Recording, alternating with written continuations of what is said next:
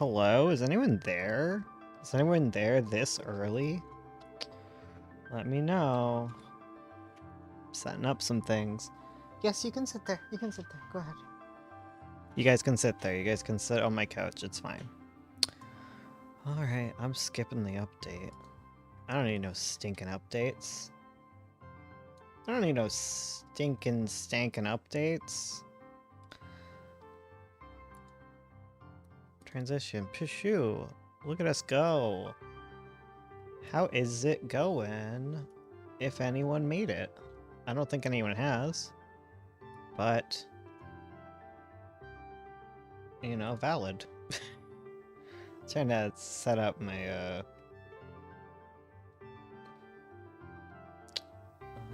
studio mode. Exit studio mode. Lower OBS down so I can see what's happening there. Pit Audacity. Hello? I am usually late. Wow. Usually late and now early. Crazy. You were so early. I am really early today. So what I'm doing today is I am going to be recording videos. Like I said I was gonna do. I can make you guys a little smaller. I'm not away from my screen as much today. Minus. Maybe a little bit bigger. Yeah, so I'm gonna record some audio today. I'm just gonna assume OBS is fine going forward. So let's see.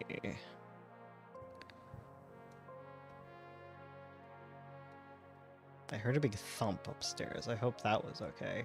Why are you so early too? We're just like really early, me and you.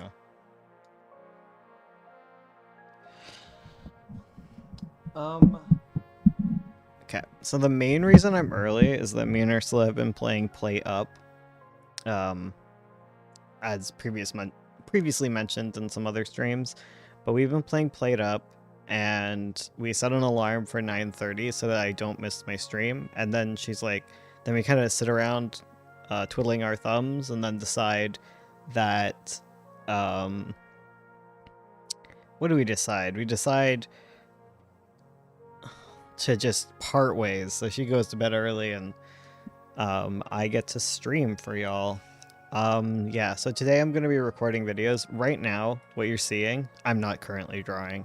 It's a farce, okay? It's all a lie. I recorded this earlier so that we can have some little background images flailing about. So it's chronologically confused. I did draw this. Not today, not yesterday, but recently. It is still me doing whatever is on screen right now. But because I want to record some audio for videos, pre-recorded, yeah, exactly. Because, whoa, okay, my computer was flickering. It does that. It's because the TV turned off, and they're connected. Anyways, so I did that. So I want to record audio, and last time I tried to do it while drawing at the same time, the iPad just kind of fell asleep and it was a black screen for a while. So that's why I pre-recorded. So I'm not that cool. I can't do both at the same time. We have some video topics loaded up, and I was gonna do this every week, but then I realized if I do 4, that's a month. I only have to do this once a month. I've been anxious about it all day. I don't love being a YouTuber, guys. It is what it is. Yeah, today is Tuesday, so Avo updated. I got 3. I got 1 on Tapas. And someone supported me with like a whole bunch of ink too on top of everything. That's crazy. 11 hours ago. God. But yeah, I got that, and I also got a spam comment. So we're popping off. Yeah. We gotta love we love some spam comments. I was working on Magpie today too, because I want to get that done. So I have 100 pages left to white to do the white flat layer. So 100 more pages to go, and then I get into the actual flat colors, and then after that it's pretty much done. I just got to do the fancy stuff. Do a little whooshu. Oh, that's why I picked up my phone. I was like, oh, are we just gonna read comments on Webtoon? Because that's all I do on my phone, is I stare at my comment section.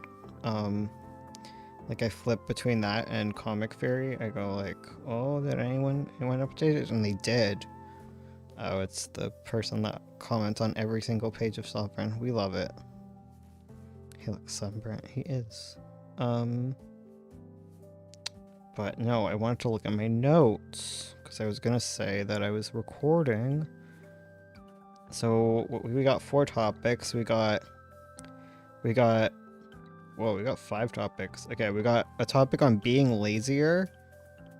We got how to share world building. Oh, we're gonna talk about my first 5 months as a colorist. My first 5 months coloring comics. I can't believe it's been 5 months of this. That's crazy. Are we doing this again? We're doing this again. Do not do it. I don't care if your mom pushed that there. Sorry. Cat nonsense. Stop. I can see you. Hello, Peppermint Fox. This goddamn cabinet. We need to move it. Cat nonsense. Of the highest order. Hope everyone's having a good day. I'm having a good day. Oh, and also, Kizolf? Good luck with your cooking. Oh, I got one on writing multiple character arcs, and then I have something called the villain problem, but I don't think I fleshed that out, so no. We're not going to talk about the villain problem. Cats being cats, so true.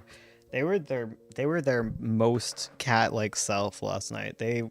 I was like livid starting the stream. I was like legitimately upset as soon as I started the stream, and they were crawling into a cabinet that we have. It's like turned over on its side because it was kind of covered in oil, and I just didn't like it near the oven, so I pushed it away, and it fell apart as I was pushing it away. So it's kind of like this broken cabinet, and the cats love it, of course, and they're using it to get to vantage points that they've never seen before, and they've been getting into a lot of trouble. So I've been super busy with homework from art classes, so I haven't been able to work on my comic for the last few days. Ugh, that sucks. Goddamn homework. Is the video still going? I probably left or something. Or I'm thinking. I don't know.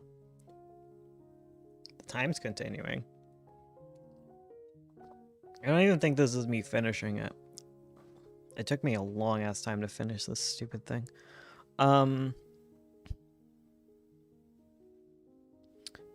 am I doing? Okay, so I need to set up Audacity so that I can record. It doesn't need to take up that much space though. Audacity, you can like scooch. And then... Oh. I hate this. Oh my god. Oh, now chat is taking up the entire screen. Hi, chat. Okay, I give up. Okay, we're just gonna do this. So what are we talking about? What are we gonna talk about first? Being lazier? It's a good one. And since I already did my my other topic that I recorded like my first attempt recording a topic, that means we have 5 already queued up if we finish this. I get so anxious. Why do I get so anxious? It's literally all the same. And it's not even doing it on stream. Like I do this when I'm alone. I just like I think it's I get this way before the critique streams too, where I'm just like I have nothing to say. This is not interesting, and I watch everyone else's videos on how to do art, and I'm like, oh, they're so flashy, but I don't have time for that. Ugh. Ugh, I say.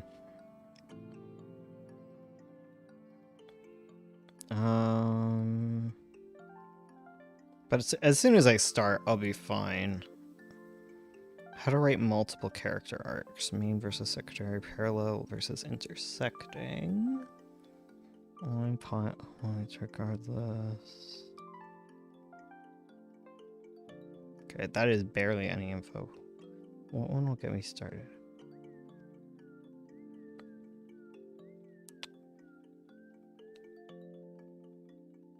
Oh my god. Okay, I gotta break up a cat fight now.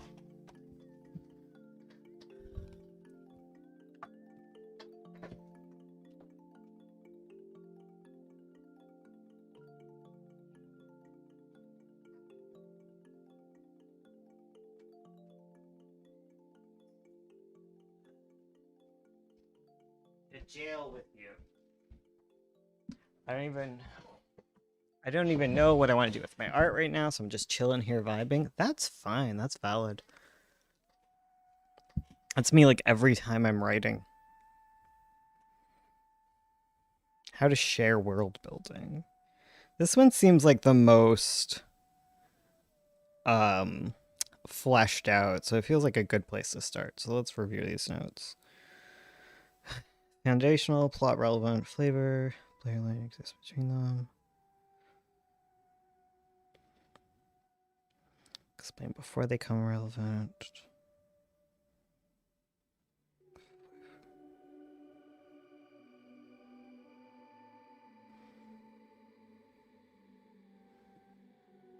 I feel like this is going to be a ramble, but they're always rambles. Okay. Let's hack and go. Let's do this.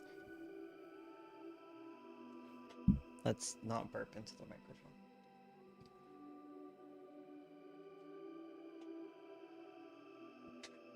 Oh. I'm hitting the record button, guys. I'm doing it. I'm strong. I'm powerful. I'm doing it. I'm totally doing it. Okay, it's hit.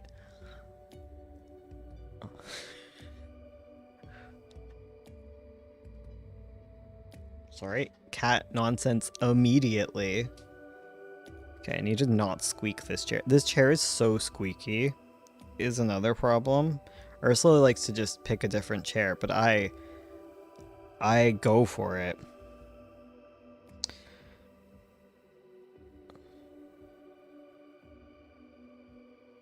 What's a good start? I never know how to start. Ugh. Okay. We did our failure at the beginning. Let's start again.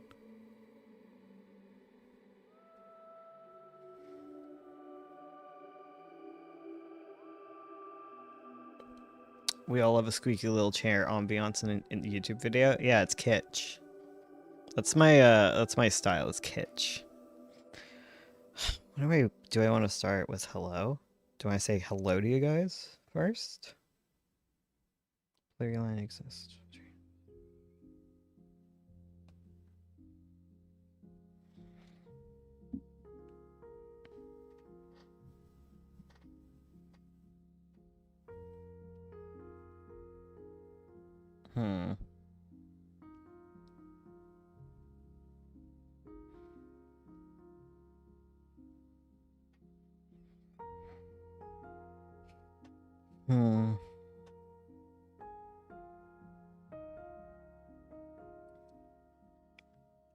Okay.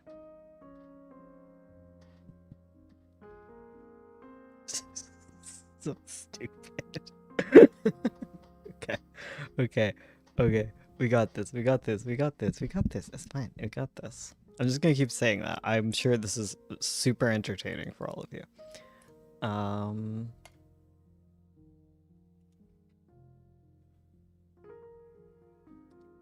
Oh, that. I was trying that time, I swear. Okay. Hello, YouTube, and hello, people in chat. Say to us as if it isn't a video. That's true. Focusing on the start will trip me up. All right. We just got to get into the right mindset. Once we do, we'll nail all 5 of these, okay? We just need to get into the silly YouTube talky voice. We need to be like sup.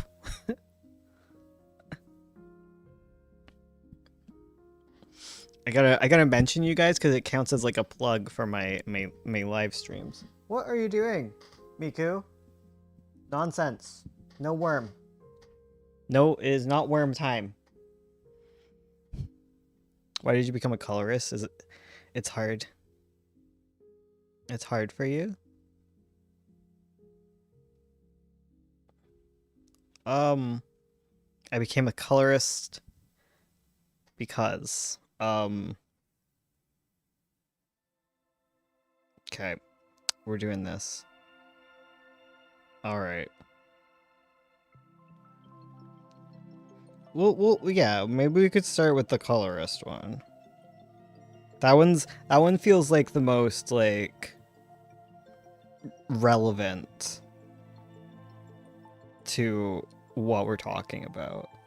So that seems legit.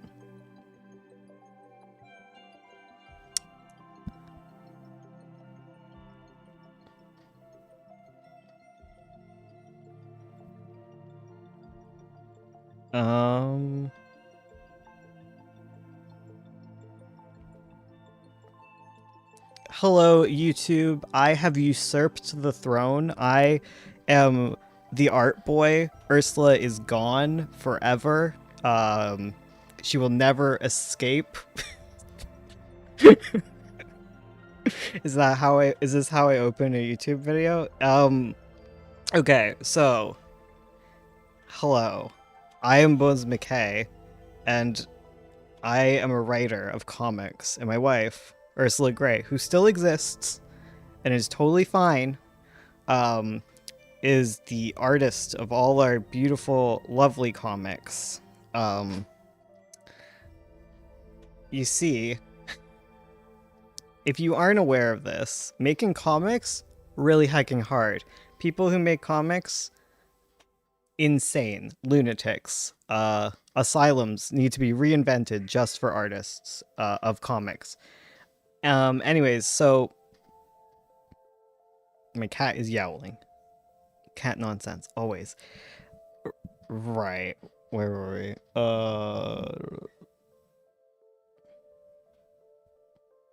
Okay, yeah. So comics take forever, and outside of the world of webcomics, and sometimes inside of it too, people have help through like assistants and interns and stuff, and you don't really have that in webcomics. So oh my god, he's yowling so loud. I doubt you can hear it, but I can hear it. Have you made an animatic before? No. Wait, Ursula has. Anyway, sorry, this is off topic. I'm being on topic, guys. Okay.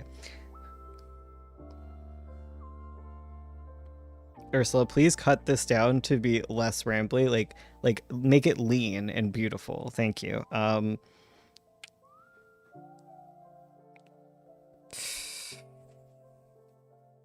yeah, comics are hard. There's assistants. And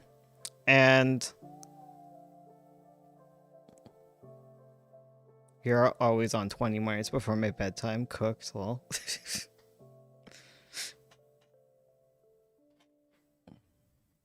Well, it starts at Ursula's bedtime, so it means that you and Ursula go to bed at the same time. Hi, Ink.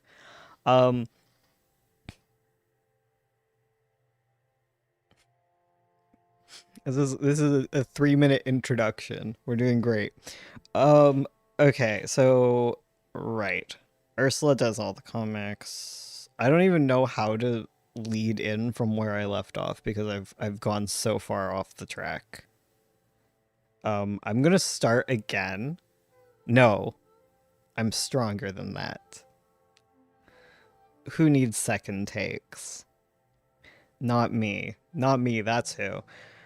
Alright, so I decided that I want to be helpful instead of harmful, because as a writer, I often write long scripts, thousands of pages, so many thousands of pages, and then I just put that on Ursula, and she has so much to do. So I decided that I would become an art assistant colorist boy. I was going to learn how to color because I've never really done color at all. Yeah, I fear color. Color scares me. I just want to doodle black and white pictures of dogs. That's kind of like the limit of my artistic abilities up until this point, up until 5 months ago, where I decided I could do this.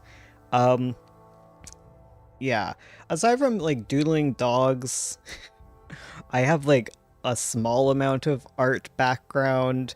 I was a graphic designer, and by that I mean I used to trace logos to make them work for uh, embroidery machines. It was a very specific skill. So I know how to use art programs very technically. I don't really know much about like the other stuff. So 5 months ago I started, and I would like to tell you all about the the 10 things. We're being YouTube friendly here. We're doing the 10 things that I have learned about coloring comics in my short career as someone who doesn't know anything that he's doing. Okay.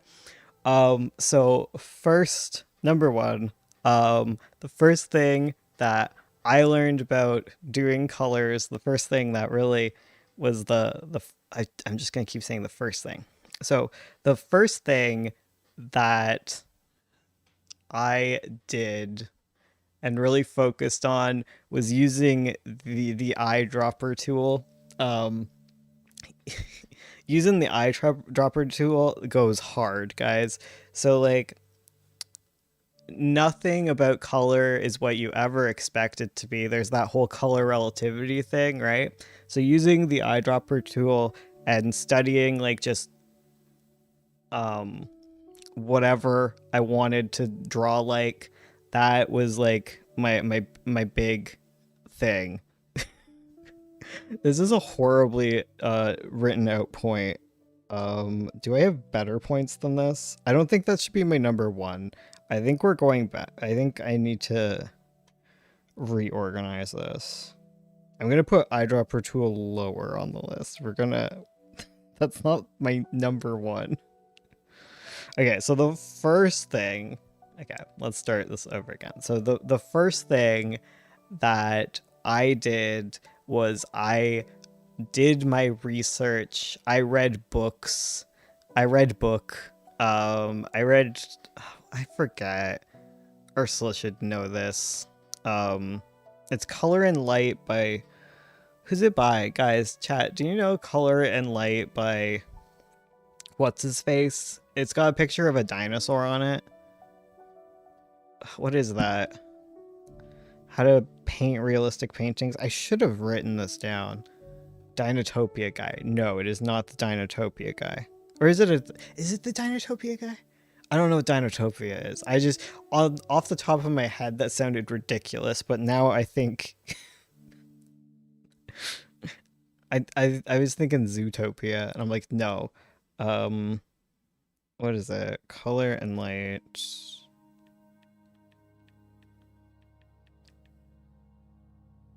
By James Gurney. Is it Gurney? It is a dinosaur. It is the Dinotopia guy. You're right. Okay, ink helped me. Chat helped me. Yeah, Color and Light, a guide for the realist painter. So that was the first thing I read because Ursula has it, and it is helpful. it it broke down color theory. I imagine there's lots of books that break down color theory real good and stuff. So I would do that. I think starting with theory was helpful to really understand what even is colors. Um, and though it's like a realistic like painting book, it's very applicable to all sorts of things. I mean, one thing I really wanted to do was learn how to color in 9 points, which I think I'll get into, and that's a little more painterly, not too much. Nothing too crazy. So there's that. So the first thing I did, study, guys. Um, then number 2, the second thing I did.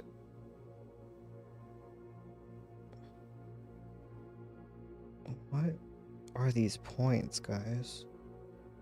Oh, I know what study with the eyedropper means now. Oh, it means way more than just the eyedropper. I was like, why am I so pog about the eyedropper? But no. Um, okay, I'm gonna start this whole thing over again, guys. So this is I have been rambling for 10 minutes and I don't want Ursula to have to go through this. So we're gonna start from the top. And thank you, Ink, for giving me the name of the thing. We're gonna start from the top. I like saying that I usurped Ursula. I think that's a good opener.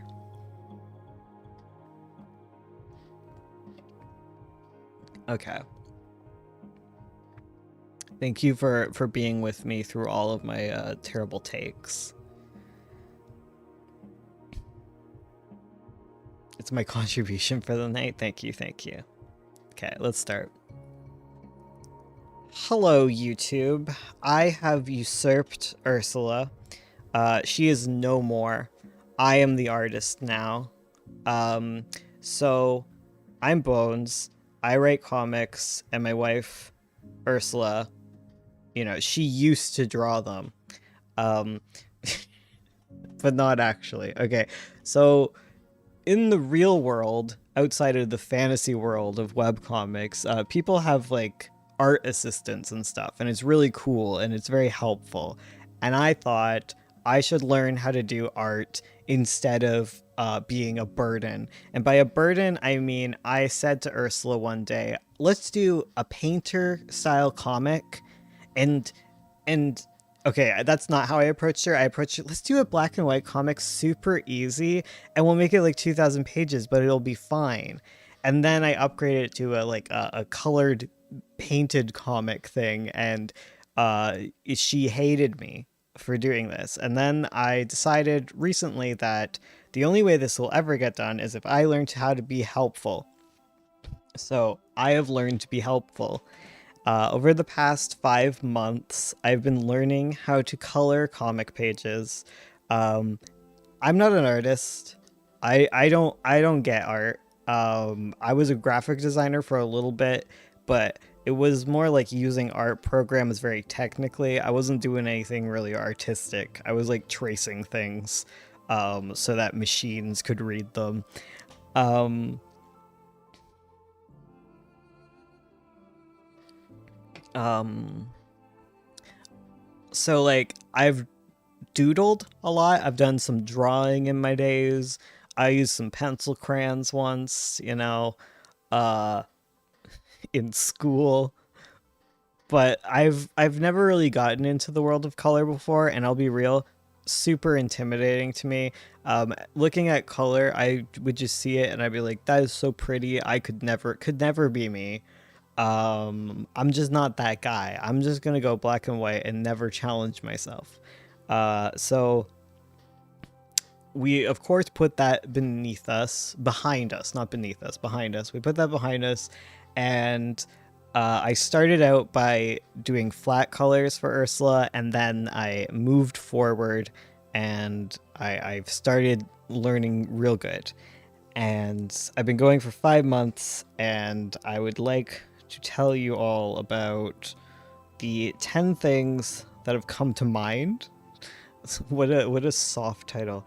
But the 10 things I've kind of learned in the past 5 months. I should probably do 5 things in 5 months, but like that's not the list I wrote, guys. I don't know why I added 10.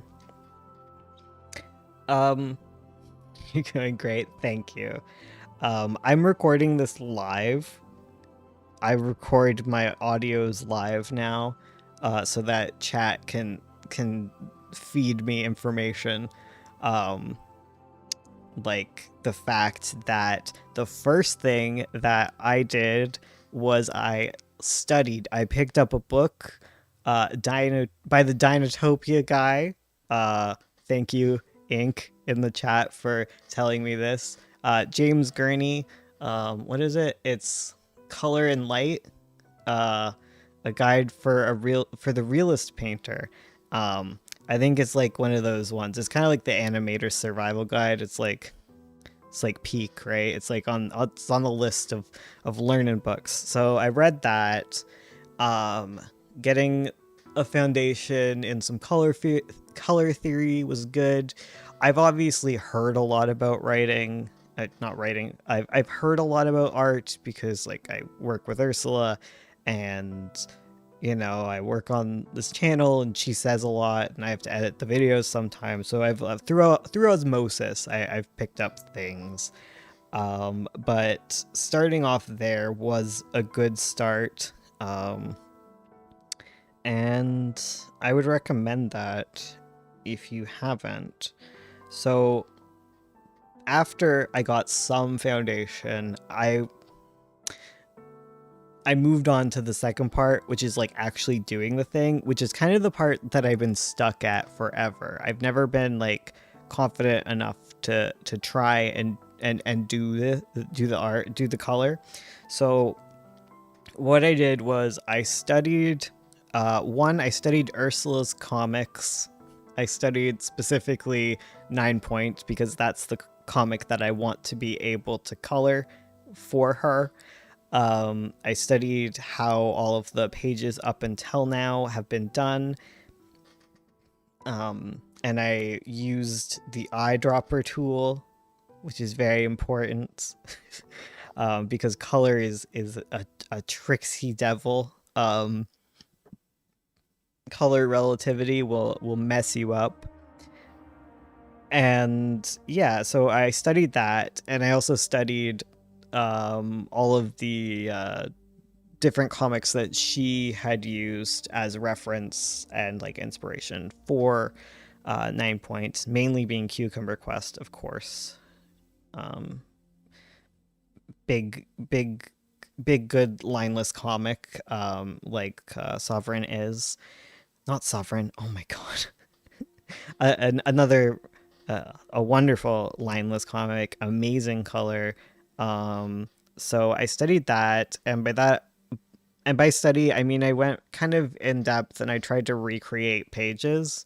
And that was really helpful. That gave me some confidence when I was able to like accurately, like as best as I could. Like I think I did an okay job in matching Ursula's style, and learned a bit from using the little color picker and seeing what's happening in all the beautiful art that I love. Um,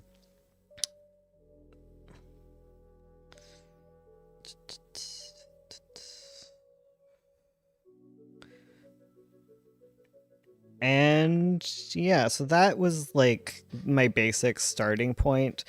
While actually working on comics, I think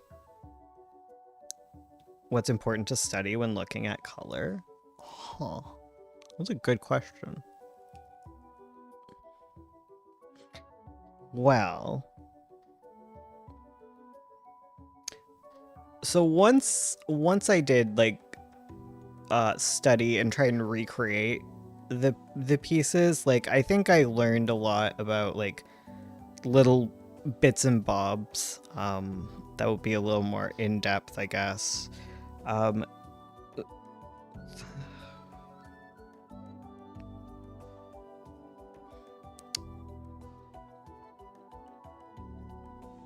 hmm.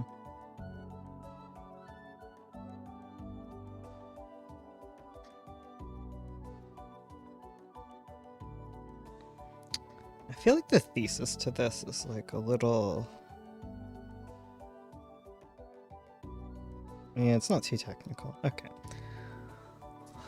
Um, I don't know. Like, I think kind of when you're studying and you don't know what to do, it's good to study like the broad strokes of color theory. You know, like uh, warm versus cool, um, saturation, um, hue, knowing all the differences between them because you know, they're kind of the bread and butter of it.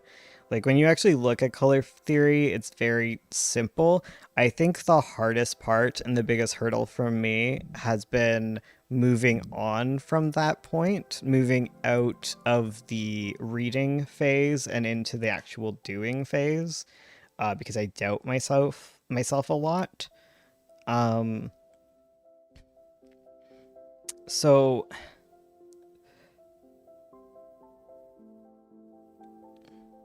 values and color are fun to deal with. Not really, but I'm learning. Yeah, so the fourth thing. Let's move into the fourth. Wait, is it the third thing? The third thing. Let's actually move into the third thing.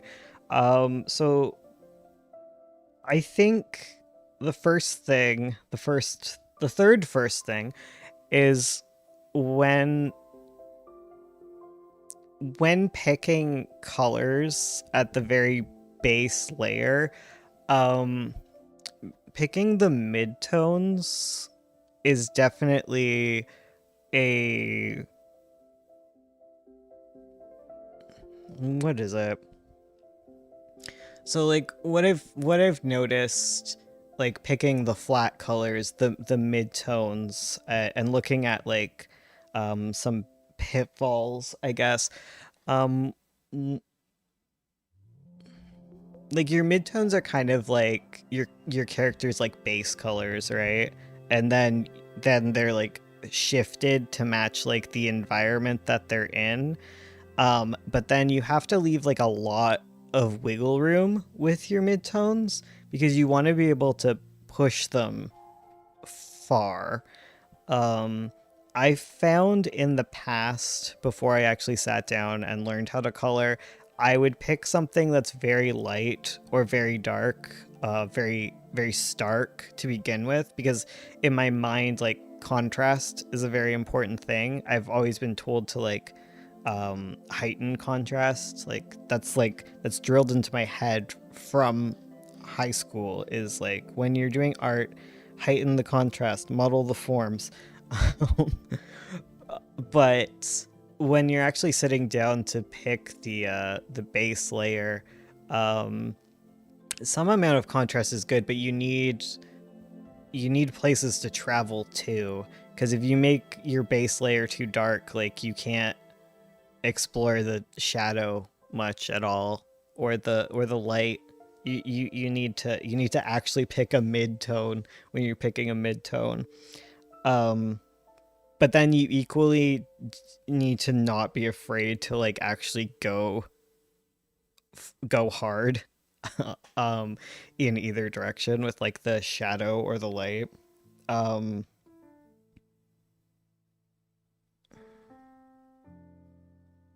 I don't like having a list for this, guys. I don't know if Ursula can remove that from this conversation. Oh well, I guess we're stuck on a list. We're stuck on a list. What were we on? Are we on number 4 now, guys? Is this number 4?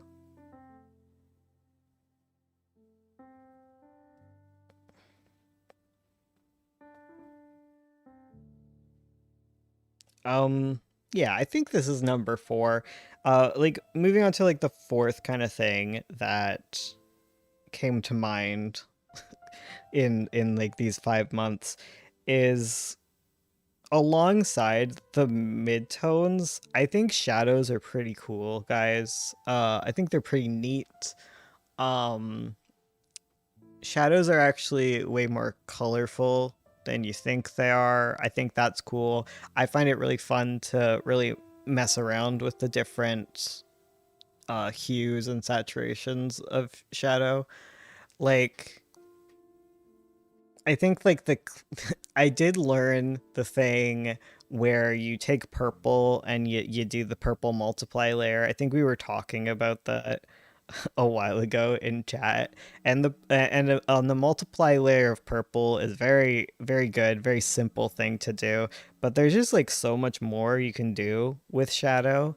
um Shadows can be like really bright and cool and interesting and fun to experiment with. um Using black is fine, but don't use black just because you think shadows are black. Use black because you want something that's incredibly stark. Something chiaroscuro, right? Some chiaroscuro ass art. That's how you know I only read books. I've never sat down and drew to art. Um And number five, since we're talking about shadows, number five is a point about light. Light is purely vibes based. It is sorry. What I've learned about lighting is that you can get away with not paying attention to your light sources pretty good. I think you should try, but your light source, I think your light source, especially in like comics and like really like animated emotional stuff, it tends to be like more non-diegetic than it tends to be like actual in-world lighting. You can do fun stuff with in-world lighting and using like the different light sources that would naturally be there to like create the same kind of vibes, but it's fine to just like make a really dark, like turn off all the lights suddenly just to match a vibe. It's almost like stage lighting. Like that's kind of what I imagine it as when I'm doing colors. Like I imagine that it's like a play, and um you have like the regular kind of setup, and then suddenly like a gel goes down, some below lighting happens. um like you want to make the composition work good, and fixating on like where the actual lighting is doesn't really matter too much. I think it especially doesn't matter like if you get it in the right direction, because Ursula keeps messing up Marble's pattern. Like we have a cat character, he's a calico, and he has like one side of his face is orange and the other has like a little black spot, and she mixes it up back and forth and no one notices. Um no one has noticed. No one's commented on the fact that I haven't fixed the Patreon picture where it is completely flipped. So I don't think people really notice lighting stuff that much. Just in general, like you can get away with a lot in comics, I think. Um,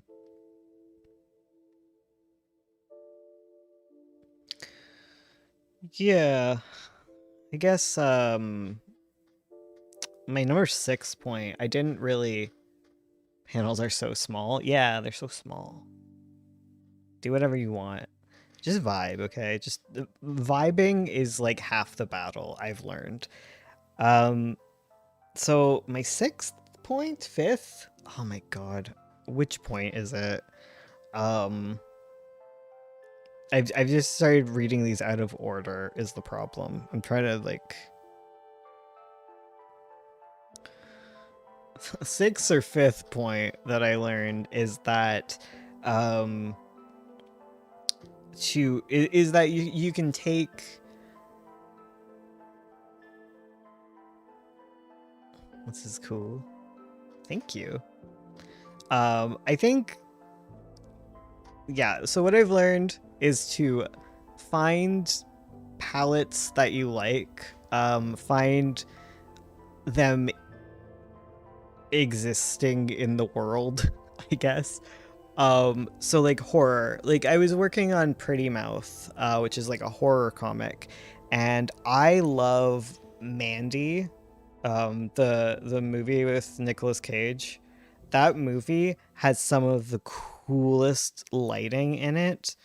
Um, so I've been using that as a lot of like inspiration and using the color picker with that, because there's some light that I would not have, um there's like colors I wouldn't have ever like gone to.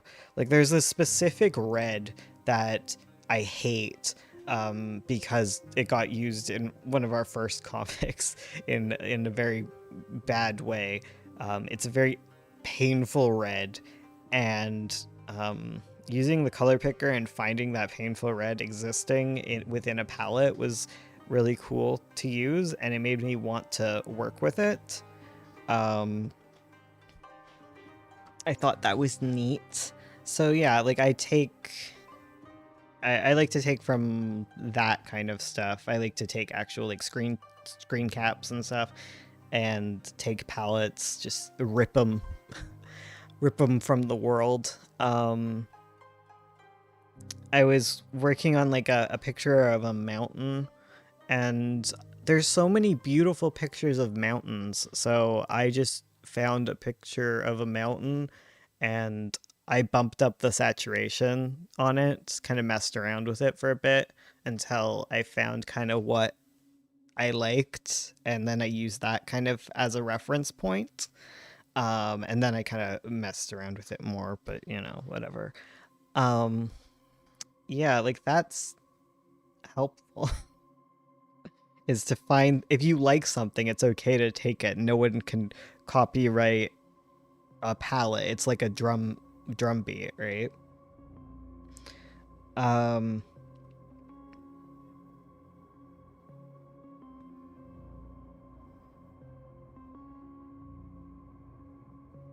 what else?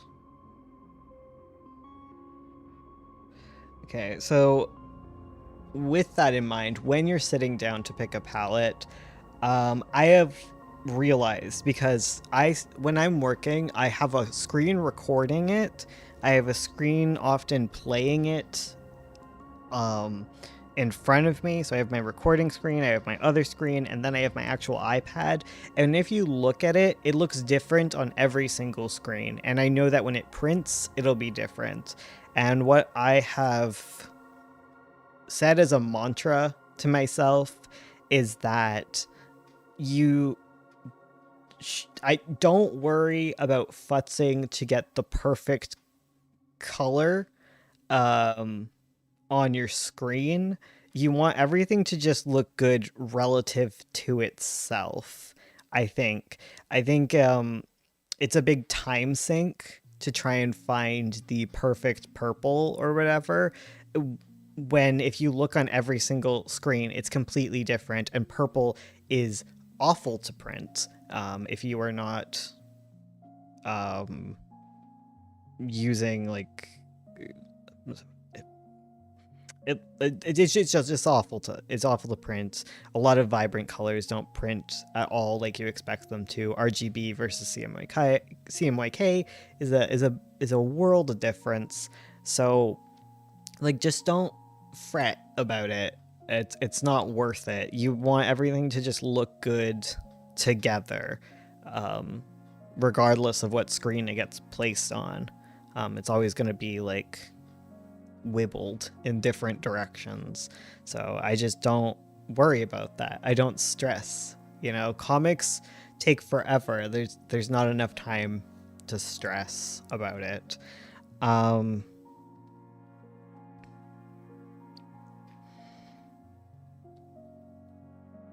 So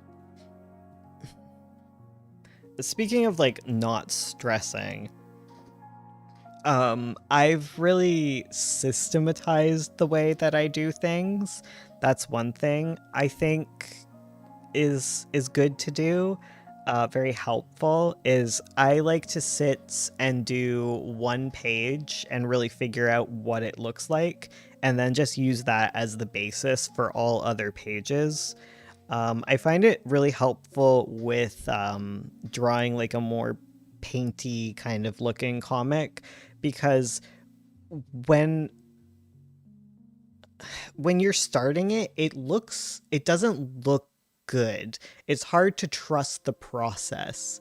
Um, but if I write down the process, if I write down like all the steps that I need to take to finish a page, I can do an entire scene a lot more confidently and a lot more efficiently, because like there's obviously you lay down the flats, you you go in and you lay down like the highlight color and the shadow color.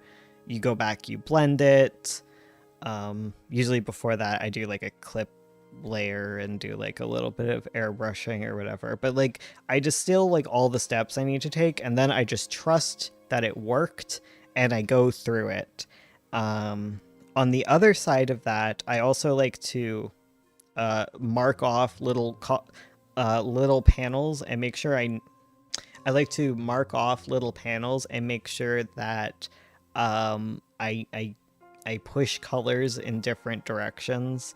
I forgot to do that in my recent pages, so like I didn't get to like play with them as much, but I like to like mark off little sections where it's like I'm gonna mess around here and try and learn something fun. Because I think it's good to learn to be consistent, but it's also good to um, push yourself and do different things. Um, that's X number point. Um, and yeah, the final thing I would say is just to keep moving forward. Like, that's the most important thing. That's always the important thing. Whenever you're learning anything, whenever when I sat down to learn to play piano, way back in the day learned how to write, it's all about like just doing it. Being bad at things is good. Um, Not overthinking things is good. Just keep pushing. Just keep swimming. Just keep swimming. Yeah. Just in chat, that's what they're saying. Peppermint Fox is saying, just keep swimming. And it's so true. Like you can't get stuck on things, guys. Or you get nothing done. And the whole point of this is I want to get things done. And uh a side point is I like to take the worst the worst page, the page I hate the most, um and I like to look at it and refer back to it. Anytime I'm like, ugh, I don't think this is good, I want to scrap it, I look at the worst page that is published, and for some reason people really like that page, and then I just like, I'm good. It doesn't matter. How do I stuff my inner perfectionist down in an inescapable well?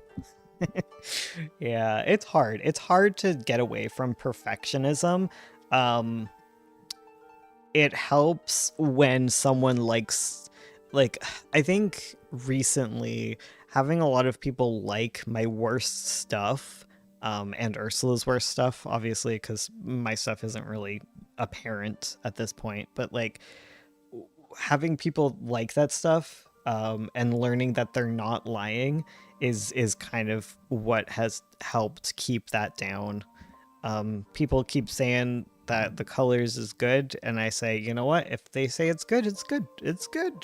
People like it, we're good. And I'm just gonna keep getting better. You can only get better if you do new things and expand your horizons, you know? Um, you just play through. the difficult parts. But I have rambled enough.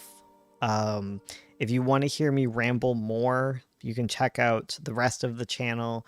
I forgot to tell you to like the video. If you're in stream right now, you should also do that. It's very important. YouTube. I will be back with another video next week. Until then, have a good time. Or you can see me on stream, because I've been doing that pretty much daily.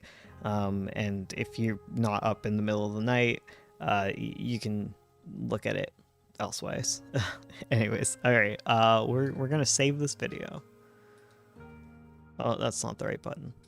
Okay, we did it, guys. Okay, we did one video.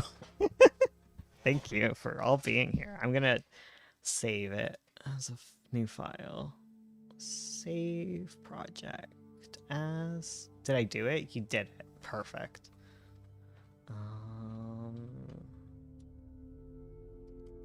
Color. Oh, that's not how you spell color. Color learning. That's what I'll call it. Learning. Okay, color learning saved. We're gonna do new. Then we gotta close this one. Ursula can edit that for us. Okay. Ursula is on this. What do we do next, guys? So we got 3 more videos to record in order to get the month done. And they're always going to be so hard. You know what? Bumping off of what Tuesday said, let's talk about being lazy. Hello, Victoria. We're recording videos. We are recording videos. We're watching a pre-recorded video of me coloring. And you guys saw this page. I finished it. I was showing you that yesterday. But I'm pre-recording some videos so that I actually update the YouTube channel. I'm trying to convince Ursula to do the same thing as me. But we'll see. We'll see if we can get her to do it. So we're going to talk about being lazier. Let's go. See, now I'm into it. I get so nervous when I start, and then it goes fine. I should have a drink of water. I'm losing my voice.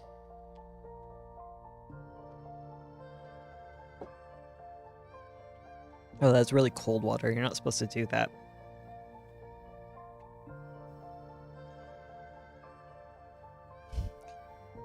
All right.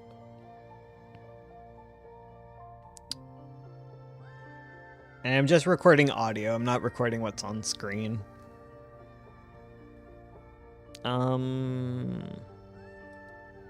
Hello. You're working too hard on your comic. I said it. I am here to advocate being lazy, and not caring. So, perfectionism, right? I'm currently recording this while doing a live stream, so you can check those out. I do those. And we were talking a little bit about perfectionism, and I thought, oh, let's jump into this video topic of being lazy, because it's been on my mind a lot recently. I have 5 comics. And I would not have 5 comics if I didn't have Gusto back in high school. And back in high school, me and Ursula, our comics, they're not great. I don't love them. I love them like I love my cats. Like they're awful, but I love them. Like I hope you understand. Right. And looking at them, other people also love them. Other people also really enjoyed the comics I made in high school with my wife, Ursula Gary Gray. And it's really got me thinking a lot about where to put efforts in. Because I want to get comics done in my life. I have several scripts written that are thousands of pages long, and it's not physically possible to do this if I care too much. If I'm too precious about what I'm creating, I will never get it done. I think it's fine if you want to make gorgeous illustrations that are super detailed, and you put love into every single panel, and I think that's incredibly, extremely valid. But you just need to be aware that you aren't going to get a lot of pages done, and that's fine for some people. That's perfectly fine for a lot of people. But I want my story to go, and I want it to be paced in a certain way, and in order to do that, pages and pages and pages of art need to be drawn. And at a certain point, you have to cut corners. I think it is perfectly valid to cut corners. I think we should normalize cutting corners.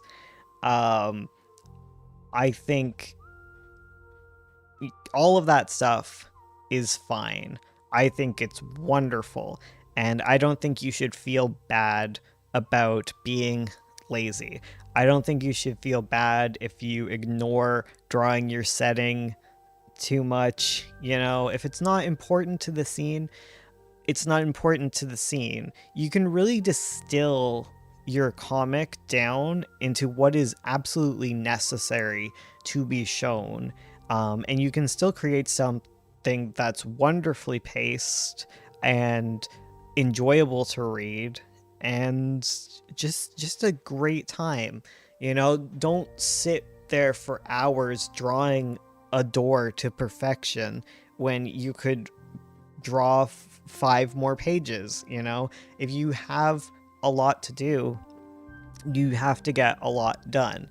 Now, I've been talking about this on stream recently, and I think the issue that a lot of people have with very lazy comics is kind of the webtoon problem, right? Where on webtoons, there's a lot of corners cut, there's a lot of 3D models and stock imagery used, and I also dislike that. But the reason that I dislike that isn't because there's anything inherently bad with using shortcuts, with straight up tracing models that you legally can or whatever. That's fine. Taking pictures of houses and just drawing that as your background, that's valid. There's only so much time in a day. And there can be things that become a detriment, and I might get into that a little bit, but the main issue with this webtoon shortcut thing is the overall world of webtoon, the insane deadlines that people are put on to create, that are just impossible. I don't think it's good that impossible standards are being set for people to make honestly very little money. I don't think that's good. And I think that when I see that sort of laziness, I don't think about it as an artist doing wrong or anything. And I think we in general need to not think of that. We need to think about the bigger picture of why this is happening.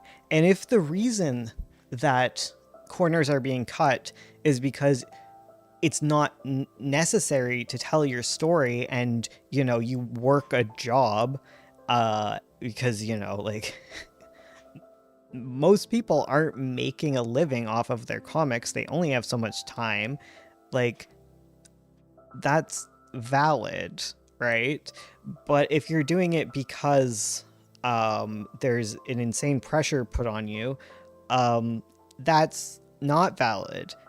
You as an artist are valid, but like the system is invalid, right?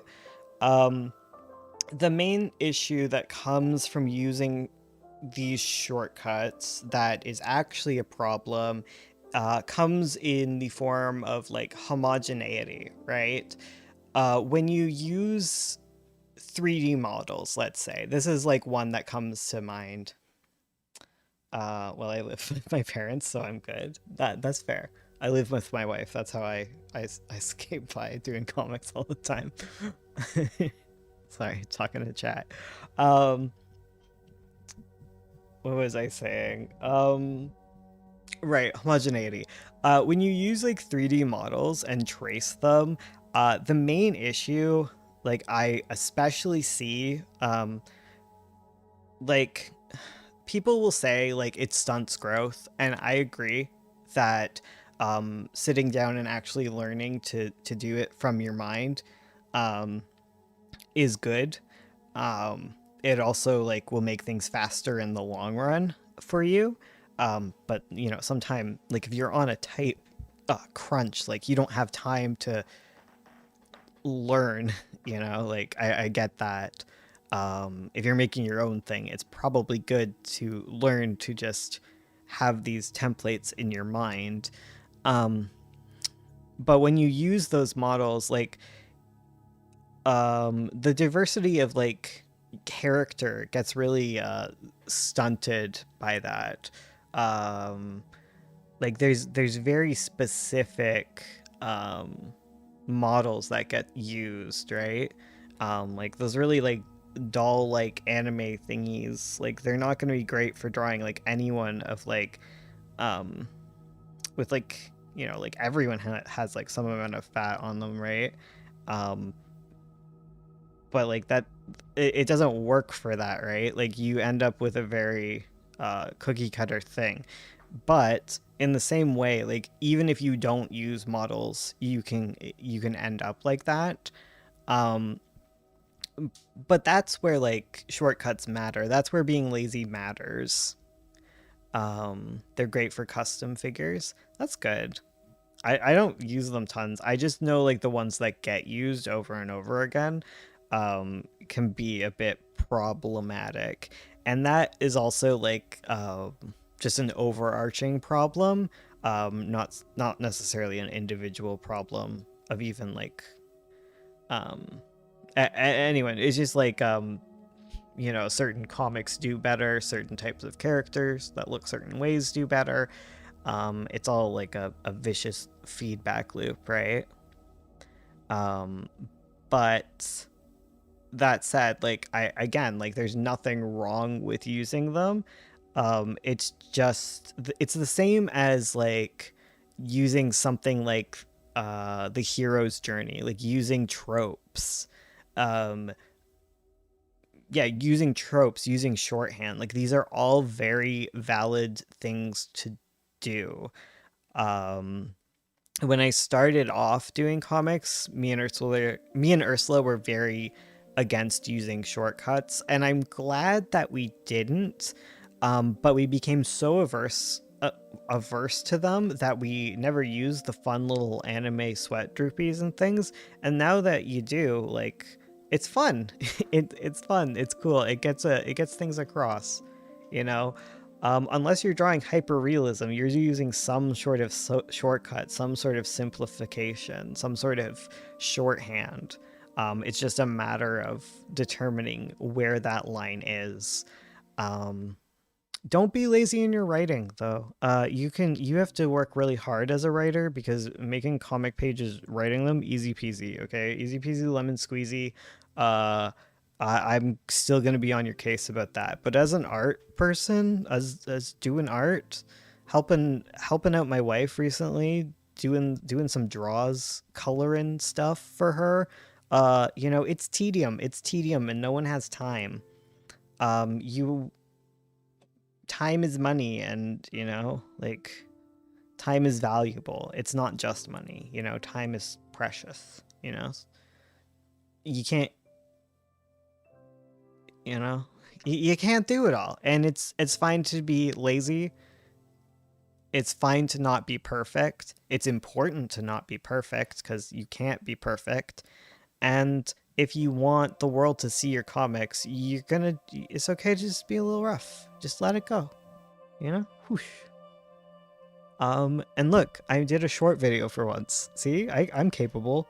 Yeah.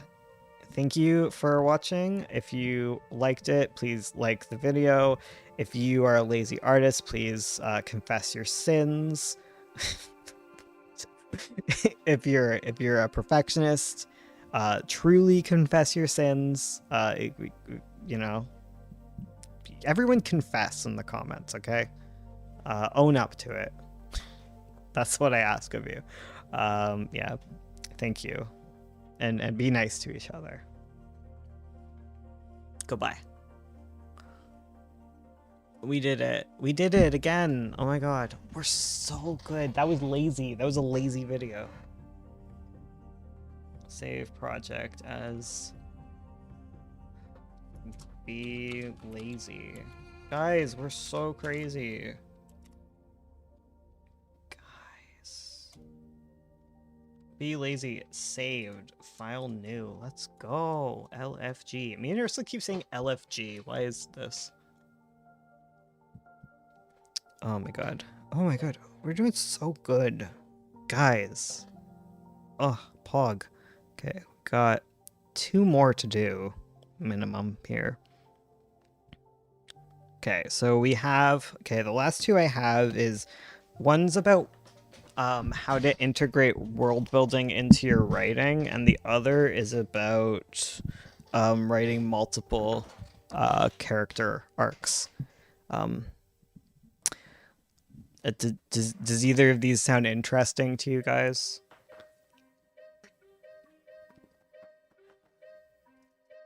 Sorry, don't make my mate drinking.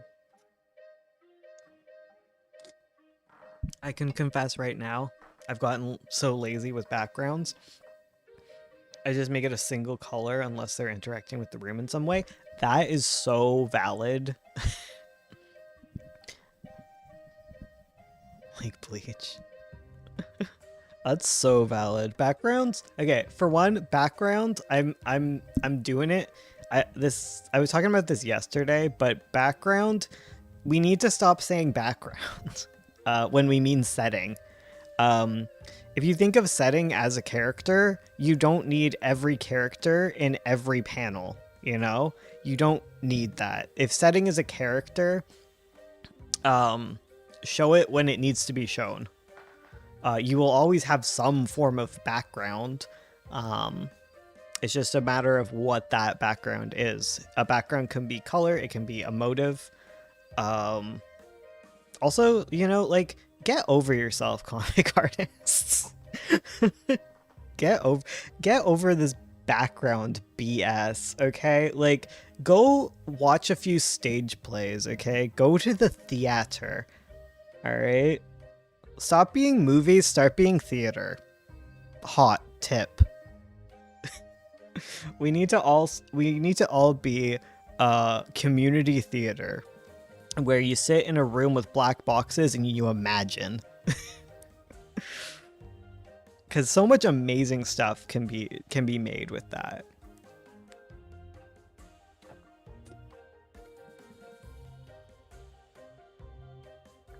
I'm going with that. I think I like that you said belch. Bletch. Oh, wait, no, I said belch. Bleach, bletch, belch.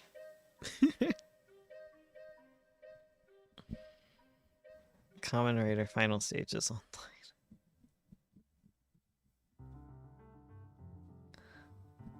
I love the theater. Theater's so great.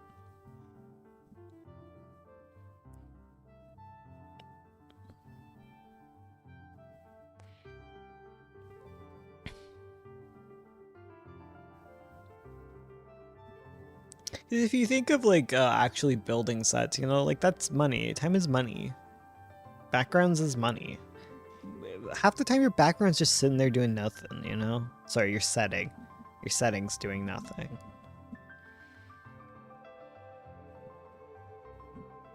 I wish I'd done less of the setting in this set of pages.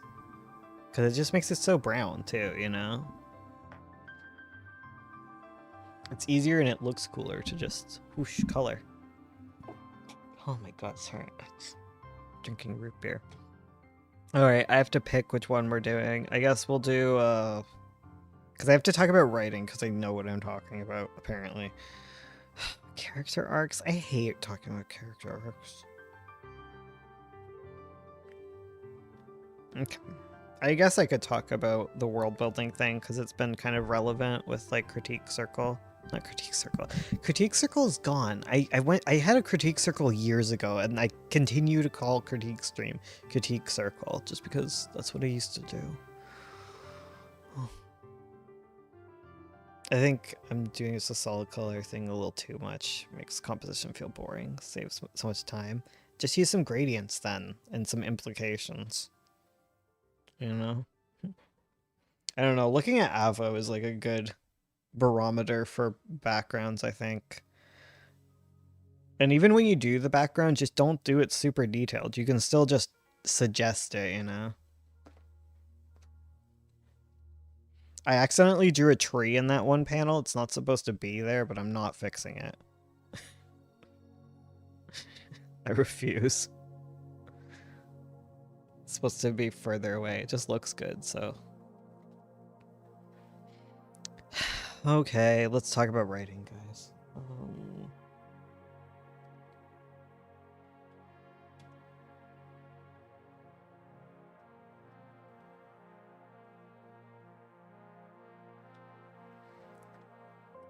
Hello, YouTube. Long time, no talk about world building. I built a world and I got tired and I have not, you know, God rested on the 7th day and I rested way longer because I'm not God. Right. So you built a world too, I'm assuming, because y'all are fantasy writers, right? So what do we do now? What after you build a world, what do you do? How do you jam it in to a story? Into a story is really important, and chat has disconnected. Why is that? Is my internet off? No, it's not. Oh, chat's back. I think you cut out. It's okay. I did for you guys, but like I'm recording on my my computer, so we're good there. Don't know why we blipped out of existence for a second, but we're good. We're back. But yeah, I thought it would be good to talk about how to blend things into your story. So I broke it down into 3 main types of world building insert thing. Whatever. But like there's your foundational, there's your plot relevant, and then then there's your flavor. and then there's flavor. And of course a blurry line exists between all of these things because it always does. How annoying. So let's break this down. So the very first thing that I think gets forgotten when I'm reading reading all those things. I'm tired of building the world. It's time for the world to build me. Thank you, Kairos. So what I find that gets forgotten is foundational world building. Foundational world building is your foundation. It's everything that your reader needs to know. It's the pamphlet, you know? It's the travel pamphlet that your character needs in order to navigate the world that they're in.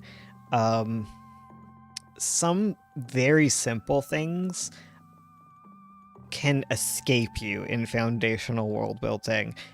When you're introducing your world, and all this foundation needs to happen at the very beginning sections of your story, within the introduction. Um, and it's as simple as establishing, is this urban fantasy? Is this high fantasy? A lot of the times that is the simplest hurdle that I get tripped up on when I am reading fantasy stories. I messed it up in Pretty Mouth. I did not set up the world at all. And when you're doing a comic, it's actually really easy to do this. You just need to show the world a little bit, maybe a crowd scene, maybe a setting, whatever. Whatever needs to happen to set up like what type of world this is. Is there magic? You don't want to get into like too much nitty gritty. You want it distilled. You want it super hacking distilled. Like 9 Points, it's a world of cats that hate calicos, and soul magic is a thing. I don't get into the details of how soul magic works. I get into the very, very basics of it just to kind of imply its depth without delving into it. But the biggest, most important thing in 9 Point is that it is a little fantasy kingdom with cats. And it also exists in a world where there are other animals who are also anthropomorphic, which also gets introduced very quickly within the first two scenes. It's establishing, it's foundational. So yeah, like level of tech is a good thing to establish, kind of like era, level of magic, just like your basic stuff. Like make sure that this is made priority, because a lot of the times it's easy to overlook this very basic stuff because you're so used to your world, but other people are not. You know, Avo, the books of Avo, my other comic / novel thing, we open with like the ancient story that was like 300 years in the past, that talks about like elves and magic, and then we smash cut to the current story where Juliet is on a date, you know, like, and it's very 1920s, whatever. So I'm recording this live on a live stream, and I am looking at chat at the moment. See, I'm narrating what I'm doing. Would cyberpunk setting technically be magic, but just by science? Science is just explained by magic, right? Yeah, there's a blurry line between like sci-fi and magic. Like if you're setting up a sci-fi world, it's very similar. Like there's science fantasy versus like hard science fiction, and you need to establish that same kind of thing. And if you're doing like a real world thing, like maybe you're not like world building. If you're just telling a story in another historical period, it's also important to set that up. You just have a higher bar to hit when you're creating an entirely new fantasy world. But the very basics, like what is integral to your story, that needs to happen early, and you need to think a lot more broad than you probably are. Yeah. It's simple to do, but it's easy to forget, I guess, is what I would say about foundational world building. All right. So the next one would be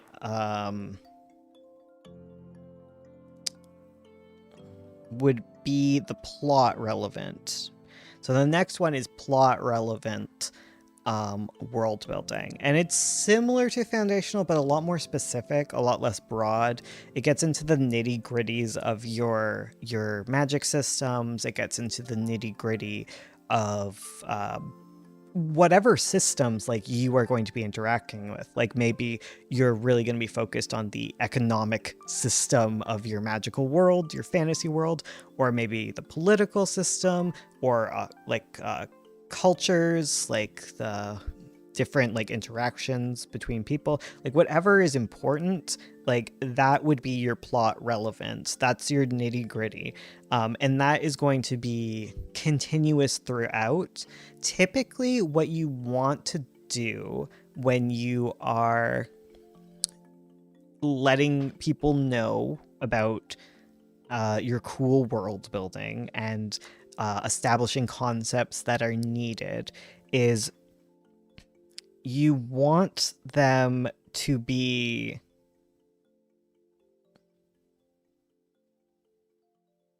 what do you want them to be?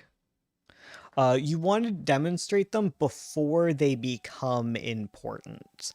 You want to show, you want to tell, you want to do all of that. You really want to establish things before they are important rather than bringing them up out of convenience when they're needed. Sometimes it can feel like you're doing that, like you're just bringing up something out of nowhere. Um, but it's not the case. Sorry, how do I explain this? So let's say you have like a wizard or something, and you have a character, and they're about to be, murdered or something, and the wizard saves them with like some crazy magic you've never seen.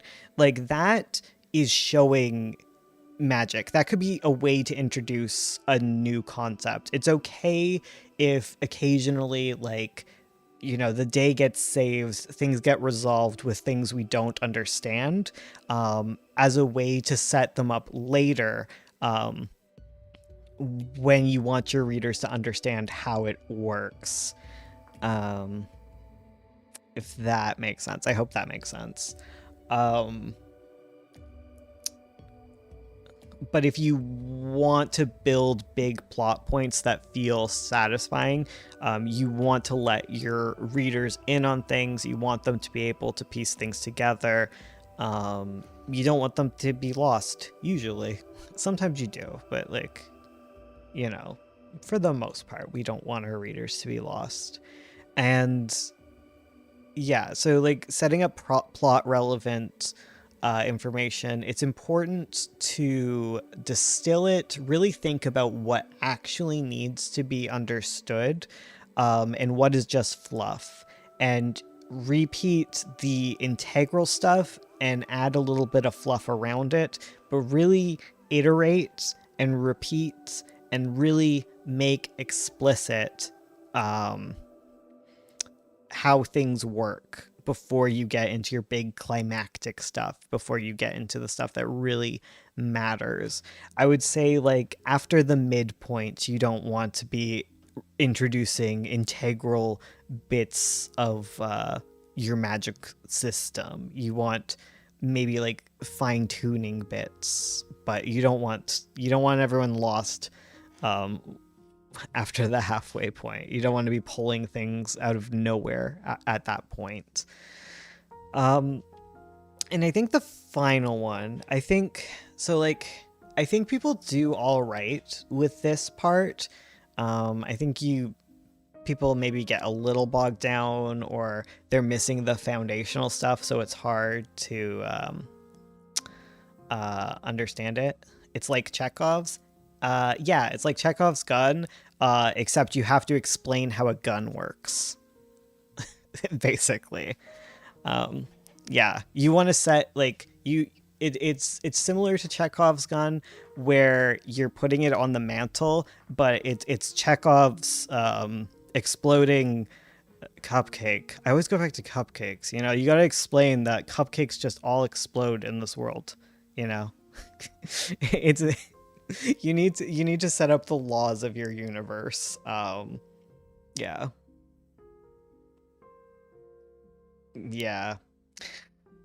Um, and the final one, I find is probably the one that I think is most lacking. Not necessarily lacking. Difficult. Yeah, the most difficult is flavor. And how many cupcakes have you seen explode? Um, so many every day. I don't know. I just think about baking all the time. I don't know. Um, flavor. Speaking of cupcakes, okay, I've been thinking about flavor a lot because I've talked about the concept of adding flavor, adding world building as flavor, and I think when I say that, it feels like we're adding spices to something, like like I don't know, like you're mixing spices into something, right? Whatever. But like we need to think it more like cakes, okay? Flavor is baked into your story. It's baked into your world. It's not sprinkled on top. It's not sprinkled throughout. It is baked in. It permeates all parts of your story. Um, oh, hello, Ivory. I'm recording some videos about how to explain world building. Um, so when it comes to flavor, you really need to examine things a lot more in general. Like some basic flavor things. One of the most basic flavor things that always works, it's frustrating how well it works, is the by the gods thing. When people say by the gods instead of like by God, you know? Like idioms, metaphors, expressions, like that's how you really can uh bake in your world. Um, don't mind me, continue. Don't worry, it's all fine. Nice to see you. By the gods. That's what I did like in Avo because it works. It works so well. It's a very easy way to set up that like especially in like an alternative kind of era. Like in the books of Avo, it's like a 1920s inspired fantasy, but to like really set up that it's like not just like our world but fantasy. It's, you know, it's by the goddess, you know? Oh my god, oh goddess, you know. But I don't think that's like the end all be all of it. That's like the most like simple uh easy peasy way to do it. But like expressions like that that work within your world, like those are kind of important to develop. You don't want them to be so out there that people don't understand what you're saying, but in a way that clues people into like the culture of your world, and in a way that I don't know, is fun, it's flavor, it can be built upon later. Like oh goddess like implies that we're gonna learn about some of the the, the pantheon, which is very true in Avo's case.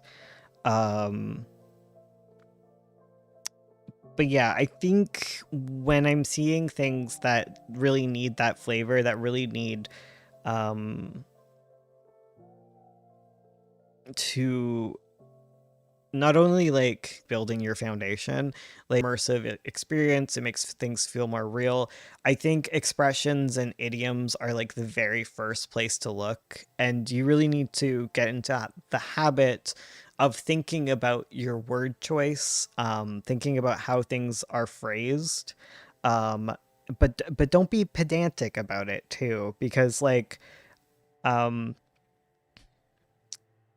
you can become a total pedant about this stuff. Like when you get down to it, like you can't entirely flavor your world as another entirely different world than ours, because you need to be translating it so that people can read it, right? I believe you're Is it just me? I think my stream is having troubles. I don't know. I think it's on YouTube's end. It's not on my end. It is not me. It is YouTube. My internet is fine, and I'm getting all of the bits and boops. The audio is buffering.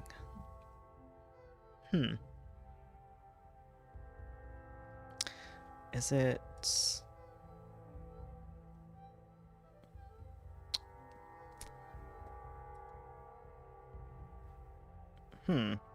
I don't know.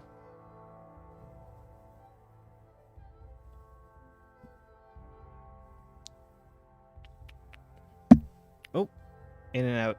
Silence and audible speech. If I pause this, is this helping? Can you hear me now without buffering? Or is it just stammering and stuttering still? Marco. No polo. That's weird.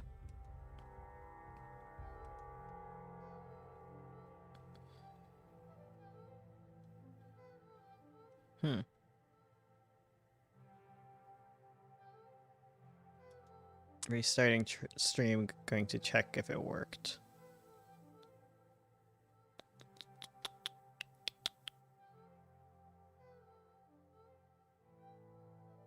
Yeah, okay.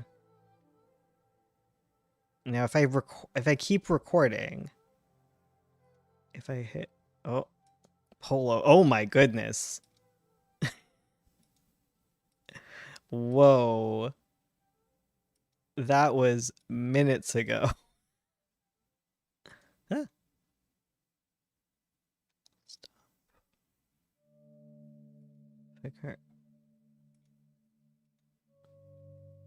Yeah, I don't know what's happening to the thing.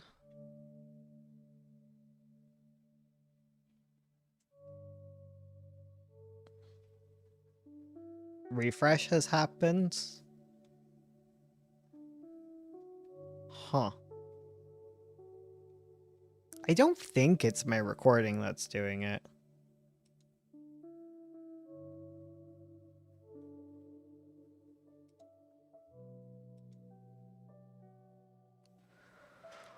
Oh. I'm just gonna try and power through and get through this last thing, and then I'll try and figure out what's going on. So far since the red stream, I believe it's on our end. Yeah, it's definitely okay. Like I don't know why my Audacity would be doing it. I just wanted to check. But yeah, like I'm getting fine upload speeds and stuff. So I don't know what's happening there. I'm just gonna try and finish this. Okay, so alongside expressions and really looking into like your words and stuff, like, and not being pedantic, obviously, because like every word in the English language is going to come from somewhere. Every word exists within context, and people just will vary in how much they can tolerate. Like I use like a French word in Avo, like the first sentence in it is technically French, but like there's no French in Avo. It's just like it's just common nomenclature within English to use de jour, right? But within the novel, it wouldn't make sense if you dig too deep. But you can do that with most words. So like there's a tolerance level. So just don't be pedantic. I think idioms and metaphors are probably a great place to at least draw some amount of line, because idioms are so on their face, and you can do a lot with an idiom, you know? Idioms, fun things to mess with. Creating expressions within your world that aren't just reskins of our expressions also is really cool. It's important to do that.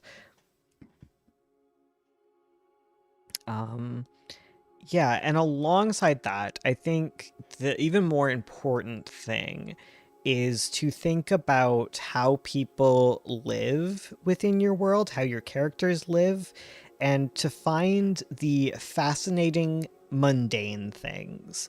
I think when you set up the magical mundane, um, you can really dig into a world in ways that you otherwise wouldn't. Um, because you might be tempted to like have your characters do something kind of, I don't know, just what anyone else would do. What would you do? Like I don't want to call out anyone specifically.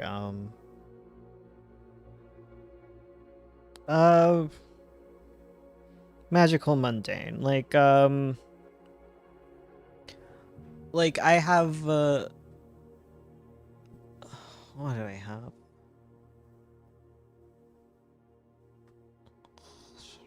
What is the magical mundane? I should have written an example, guys. Magical mundane.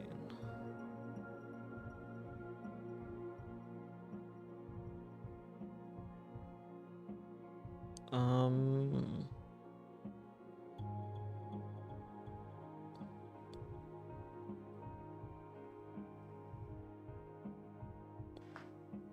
Hmm. I guess like a sorry, a magical mundane thing.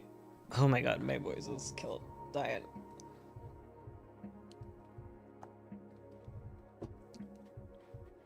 A magical mundane thing for like my book for the books of Avo, because it's like 1920s, right? Is obviously like a speakeasy, right? Like I wanted to go into a speakeasy, but like I don't want it to just be like our world. So I have the immortal one. No, that's not good. That's not good. That's not good. That's not in depth enough. That's not what I'm looking for. Um like that's about like meshing things in, less about the magical mundane.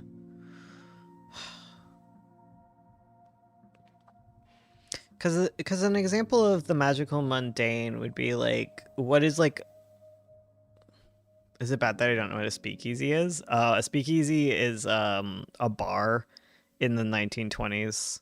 Um but bars are illegal. A common cleaning spell everyone knows and uses. Yeah, like that kind of thing. I'm thinking of like daily activities, but that would definitely be part of it. Like what is normal for your character um that wouldn't be normal for your reader, and using those as backdrops are great ways to like get into your world. Um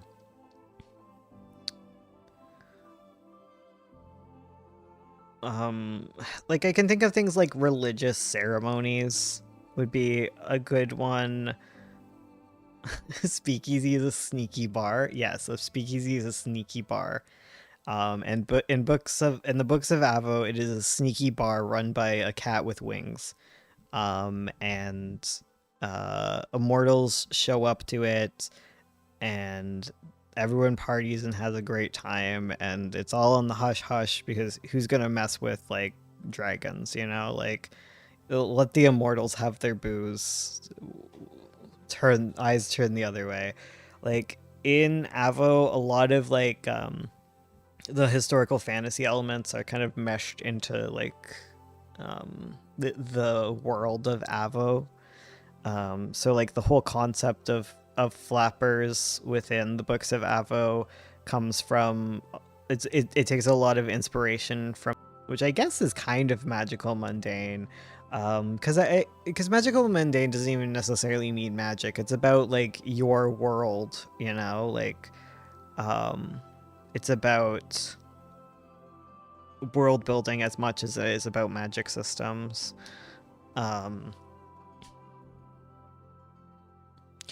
like yeah. but like you kind of need to find that kind of stuff as backdrops, like those kind of activities, and those kind of settings, rather than doing something that wouldn't be different. Unless, of course, you're wanting to establish that something isn't different. Like, that's also fine. But if you're looking to really, like, delve into things, you want to, like, highlight the differences. Um, I hope that makes sense. And like, in the case with Avo, like, I'm also kind of setting up historical context, too. Because, like, obviously, like, some people don't know well historical things, but there you go. The point is that, like, world building, like, even if we slice it down into these things, like we slice it down into the plot relevant and the foundational, like, it all coalesces, right? And you need to, like, just be thinking about it on all levels, and you need to think about it as a reader, and like um what needs to be understood, what can be just like backdrop and interesting, and what there's no third thing. There's no third thing. It's just like what is needed and what creates an atmosphere. Um, what makes the wiki article, and what does the average person know, you know? Like, that's kind of the breakdown of world building.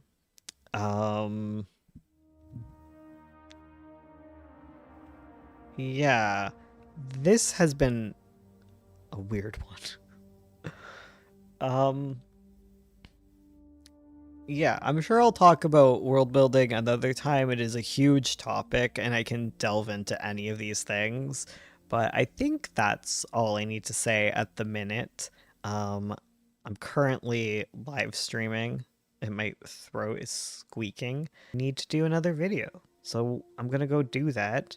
And I need live people to like the video, and I need non-live people. I need dead people to like my video. I want vampires and zombies, and I was gonna say werewolves, but like werewolves aren't dead, I don't think. Not in most world building. So, you know, if you consider yourself the undead, drop a like, a subscribe, and you know, thank you. Thank you to all who did already. I am saying it way more than I would on stream otherwise, because I'm doing all these recordings and I'm being a good boy who YouTube's correctly. Please, please let me keep my channel. Thank you. I don't know how to end these things ever. I have to leave a little thing there. Okay. Stop. We did it. We kind of did it. I don't know. Ursula has to deal with this, not me. Save project as world building. World sharing world building? I don't know what to call this. Word building. Worlds. I cannot see what I'm typing. Word building.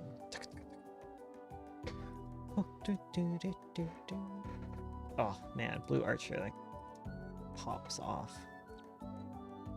Why Blue Archer pop off so hard?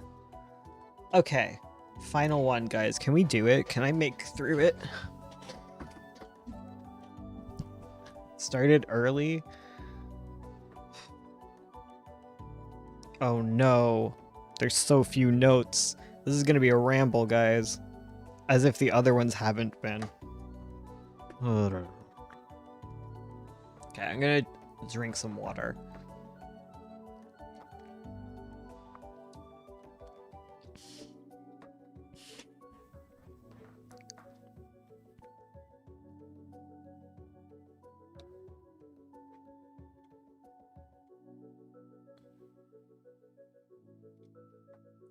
Okay. I have told you guys a million times to keep your casts small. Uh, don't make them unwieldy. But you keep ignoring my desperate pleas. So we're going to talk about how to handle multiple character arcs. How do we do it? How do we make this work? And um, that's it. How do we make this work? I'm Bones. I write comics. So many comics. I have 5 comics. It's crazy. Three active ones. But you know, crazy. And they have a lot of characters, especially the current ones. Um, so where do we go? What are we doing here? When it comes down to it, writing character arcs, multiple ones, intersecting them, it's not hard in concept, it's not hard in theory, it's hard in practice. And it's going to be one of those things that you just need to practice. It's going to be one of those things that you need to rewrite, edit, and just try your gosh darndest at. Because when it comes down to it, your character arcs are all the same. They're all the same kind of structure. There's a beginning, there's a middle, there's an end. I've gone into character arcs before on this channel. I've gone into plot arcs on this channel, which are just more general types of arcs, which are the same as character arcs. Character arcs are just a fancy plot arc, you know? And when it comes to writing a zillion characters, it's just more arcs, and you just gotta sew them together real good. So, what are some tips, though? What outside of just like do writing but more, you know, like what outside of that? Okay, so when you are writing multiple arcs, you want them to run kind of together. You want them to exist on the same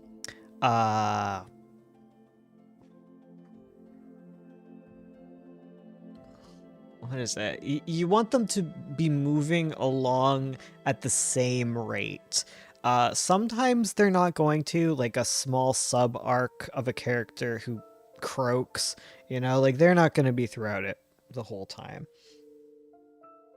Maybe you have a side character who shows up for like a little bit. Sorry, who has like a little arc within the middle, like that's fine too. But in general, when we're talking about your main cast and your secondary characters, you want them to line up. And there's 2 kind of ways in which character that's like parallel and intersecting. So even if your characters never meet one another, their plot arcs are going to follow similar they, they're going to follow like the similar pattern, and you're going to want them to reach points at the same time as other characters are. So like even if your characters are distant from each other, they should be reaching the midpoint of their story along the same time. And one midpoint might be more intense than the other. You might want one that gives you like a space to kind of like take a breather, something that's maybe less action heavy but more emotionally tense. You want those to coalesce at the same time. Sometimes you're going to want them to intersect at those points. Points of interest, important points along the graph, like midpoint, turning points, anything like big like that. Like that's a time where you can use another character to create movement in the other character's plot. You can use intersecting like that. It can be a great way to um, both bring the characters together and move their plots forward. So paying attention to points where a lot of your characters are running parallel without intersecting, like, can be a good time to think, okay, like, who can I bring together? What chemical reaction can I cause by adding this character and this character? They see each other at that moment, you know? Like, when does your main character meet your villain, you know? Like, those are the kind of questions. But you won't, like, it's just gonna, again, come down to, like, you want things to line up together nicely. And literally, that's all there is to it. Frustratingly so. It is going to be incredibly case by case. But I would like to talk about some other aspects to it, and namely, like, what is the purpose of having multiple character arcs, aside from, like, showcasing all your cool OCs? Like, why do you add them? What purpose do they serve to stories in general? And how do you know when it might be, like, a good idea to cut them? Um, so when it comes down to it, no, just word to the wise. Um, but yeah, anyways, um,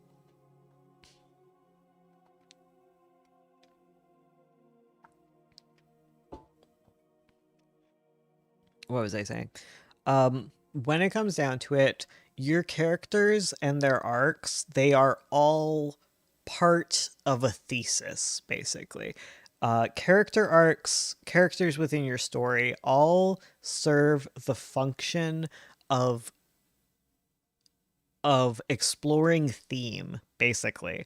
Um, your story will have its overarching themes, usually more than one, um, and all of your characters are going to interact with the themes of your story, to create your kind of arguments, like what you are saying about said theme.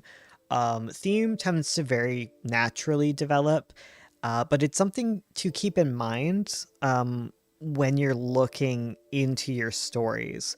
When you actually take time to think about the themes that you are developing, you can look into your characters and see, like, other where certain characters just don't fit into the story, you know, what ones aren't really serving the goals, right?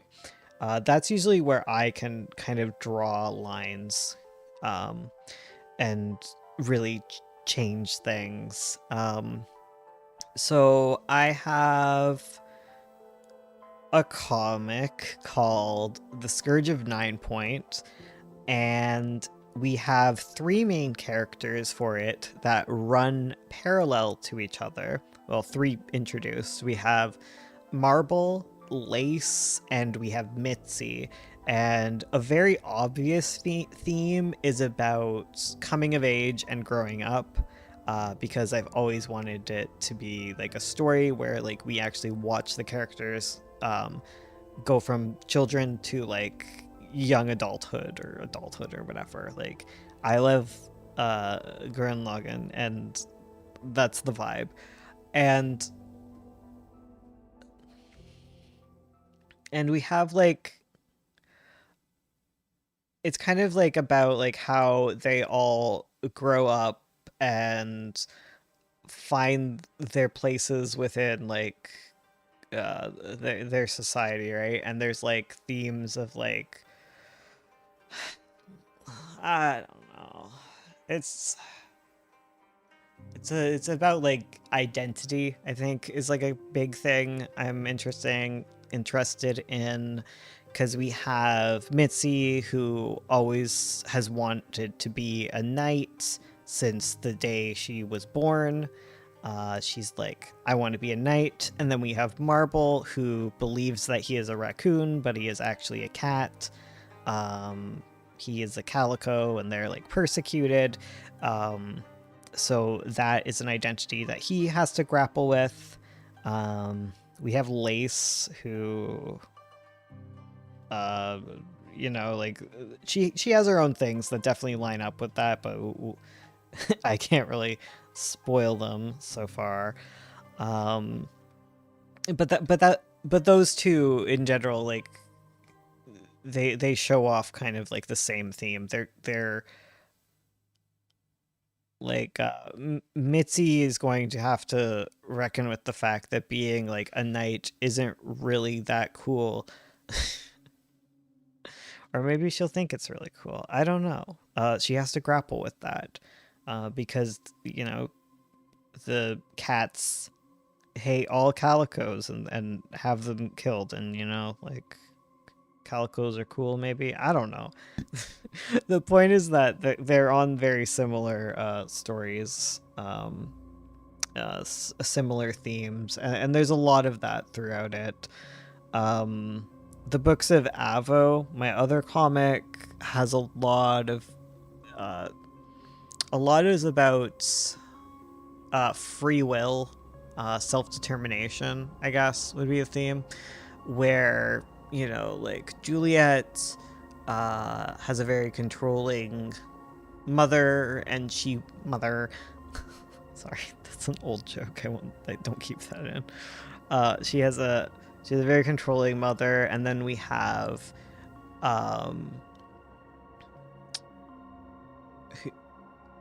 she has a controlling mother who really has like her life planned out for her, and she wants her own life. Gosh darn it. And then we have like Tria, who is the daughter of the god of shadows, who feels that who's really uncertain about like who she is, I guess, and she fears and feels kind of resigned to the fact that she is like her evil parents, like that she doesn't have control over that. Lul, my boy, my character, he has the same thoughts. He feels that there's no escaping like who you are, and nature, all that stuff. And it also all through lines into the main villain, who very much has issues with the concept of free will. But then there's like other themes too that exist totally, like mortality and death. Like every character is gonna like end up being part of your theme. I don't know, that's a horrible, like every character adds something to it. Every character deals with it in a different way, and you want characters to deal with it in a different way, and you want to be able to see different sides of it. I was going to talk a bit in another video about like the villain problem, but like the way that your villain interacts with your theme is very interesting, because there is an issue that tends to happen with villains where your villain is right, but they're going about it in the wrong way.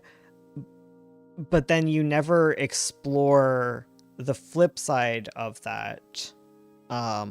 You never explore someone who does go about the villain's plan in the quote unquote like right way, and things end up being like very status quo or whatever. I don't know. I don't know what I'm saying anymore. It's getting late. The point is that um, these larger concepts are probably like the most important aspects of having multiple characters. Um, th- these are the kind of things that you can't do as well with single characters, without having like foils, without having different explorations of said characters. Um, yeah. I don't know if chat is here anymore. YouTube is dying. But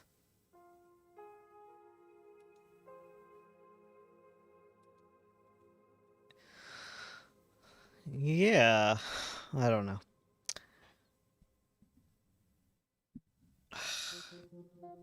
I don't love this. I am here. Okay, I wasn't sure. um, yeah. Um, because other than that, other than really thinking about like the purpose, a lot of characters, and weave a lot of character arcs together, like I think there's only so much advice that can come with the topic, which is why I kind of like worn off it. Not to mention the fact that each character you add exponentially like increases the size of your story.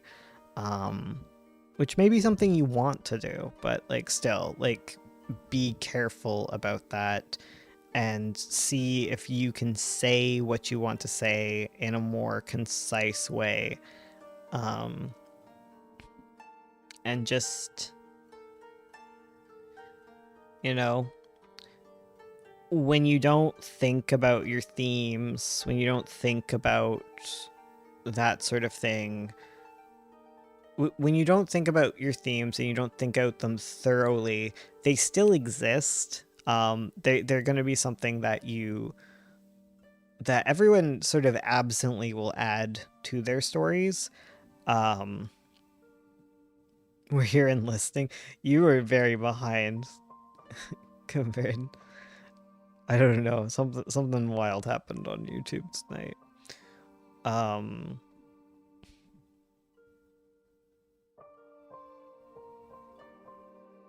do we still have video left? Oh my god, I have so much video left, guys.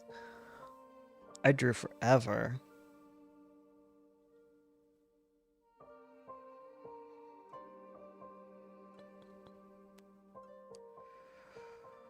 Yeah, but like you'll add those things in subconsciously, and then people can judge you. I guess. I don't know. It's better to think about them because it does exist whether you put it in or not. Um, just the things you're drawn to. Like you can't get away with not saying anything. Um, you know, that is all. Um, yeah, and if you really want to work on it, like you just need to get people to look through it, and you gotta write it. you, you can't just think about it because it's just hard. It's just hard work. That's all. Thank you for listening. Sorry I meandered there. It's my voice is dying. It's nice talking to you guys again. I am enjoying recording videos. It's a pretty heckin' great time, and I am enjoying streaming a lot lately. So please, check out the streams. My voice, where is it? I need to go find it. All right, goodbye. Oh, okay, we did it. We did a month of videos, guys.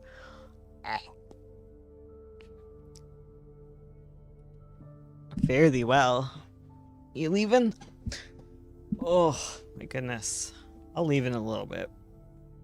I'm just chilling. I spelled lazy really weird there.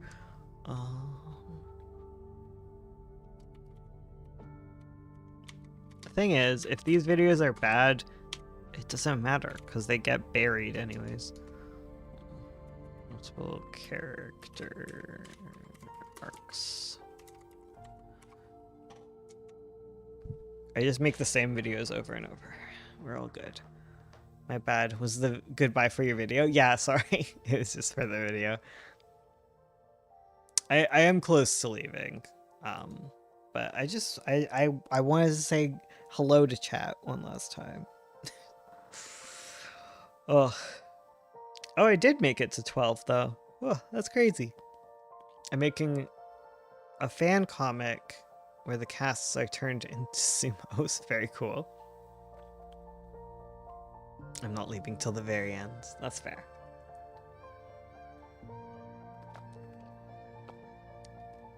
Oh, I forgot to say the like and comment thing. Oh well. Yeah. I don't know what I'll do when I leave, guys. But I don't think I can stay on too long. For one, it's almost the time where I would stop anyways, and for two, talking that much, it does put a lot on my voice. Talking for 2 hours straight, oh my god. It's very different than when you're like, when I'm just sitting and like mumbling while I'm drawing. Do you guys like watching me draw 9 points?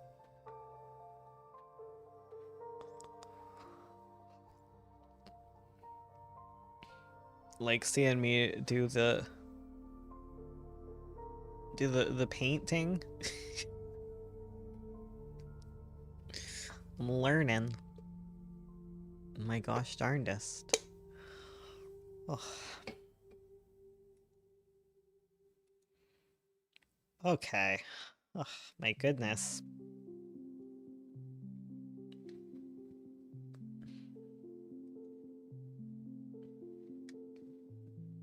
I don't know what else. I don't know. It's weird because I'm not drawing. Like, this is all like pre-recorded. Because I definitely couldn't have talked to chat and did the streams at the same time. Yeah, I need to record more Pretty Mouth, not Pretty Mouth, what's the Magpie. I need to record some more pages. I need to get some more like background video for each of the videos. But otherwise, like, I'm good.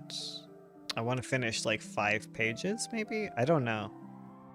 Maybe I could reuse this footage too. Like if I speed it up, it'll be good for at least 1 video.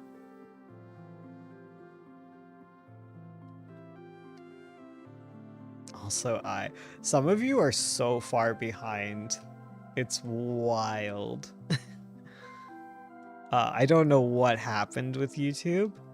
I think, yeah, my voice is really starting to hurt. I should stop. It was nice seeing you. This is an actual goodbye to all of you. Thank you for listening. I'll see you tomorrow. I will be just doing a regular stream, just doing my normal thing. Any advice on character sheets? Maybe, but not today. Thank you. See you tomorrow. For Wednesday. Then, yeah, 2 more streams this week. See ya. Goodbye.